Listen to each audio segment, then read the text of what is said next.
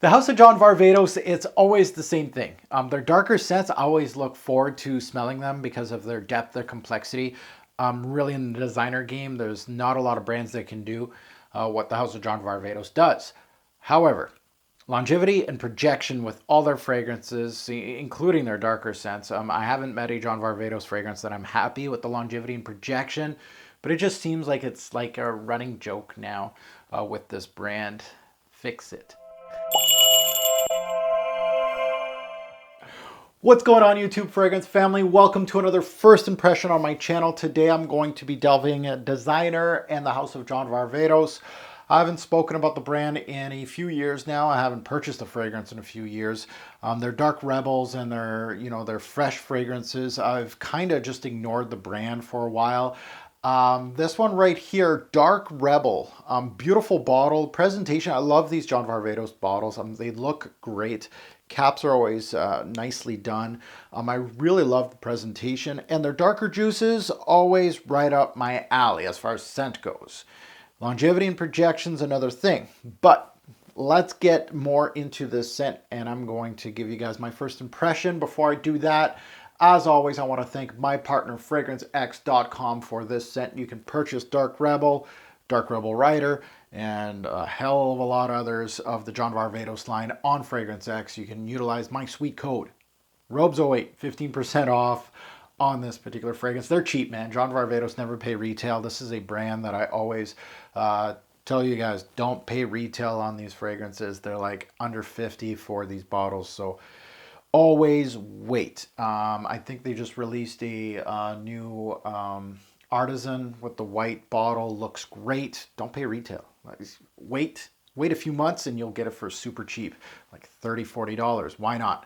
So let's get into this fragrance. I am wearing it. It's my scent of the day. It's on my shirt. It's on here. I'm wearing a long sleeve, so I am going to spray the introduction on my hand here and delve into, I sprayed right here on my shirt for of course the dry down. So let's get into it.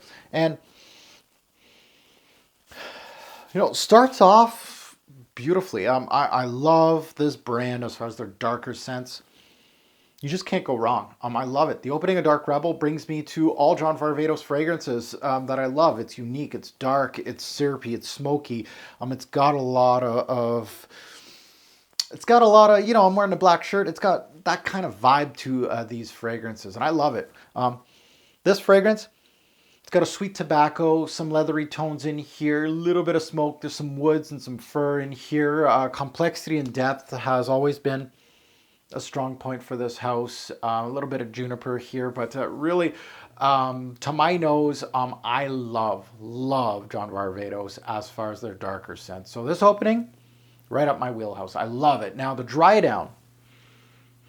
The dry down itself, and anything that I love from Flores Ru and the House of John Varvatos is they do change a little bit into the dry down. It shows more of a vanilla sweetness in the dry down.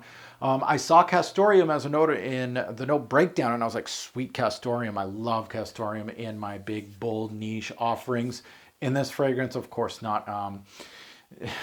Don't expect anything. Again, it's designer fragrance and niche. You're not going to expect anything crazy as far as Castoreum goes. So I was kind of let down with that note, but that's okay. That's not what I was really expecting. I was expecting more of they're really known for more of their leathery tones, tobacco, things like that as far as John Varvatos fragrances. And in this fragrance, that's exactly what you got. And you got that sweetness from the vanilla. You get that leathery tones more into the background with the vanilla undertones, some woods. It's got a little bit of a powdery aspect from what I'm gathering here. So overall, man, John Varvatos, Dark Rebel. Again, in our YouTube fragrance community, I haven't checked out all the fragrance reviews, but I think mostly positive fragrance reviews on this one. Overall performance, I have worn this a few times since my haul.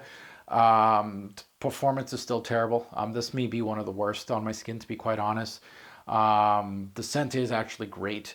A typical John Varvatos oriental scent. I like it, but of course longevity and projection is a problem with this brand, so it won't last too long on your skin. But other than that, great scent. Can't wait to delve into it and review it. These are always fun to review, even though longevity and projection is a problem I already know. You know, right now in Canada, we're still in the minus Celsiuses right now, so I'm testing it out during winter months right now, and snow's still on the ground.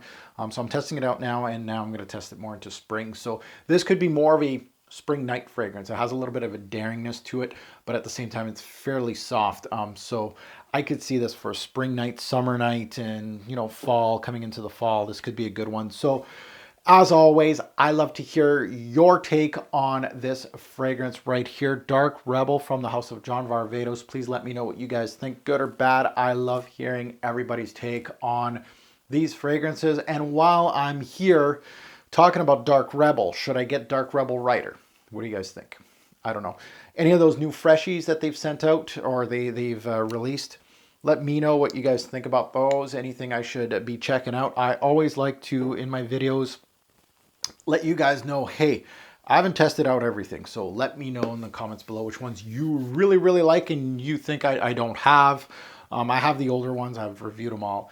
But the new ones is what I'm looking at. So thank you for watching. Thank you for your support on this channel and have a good one.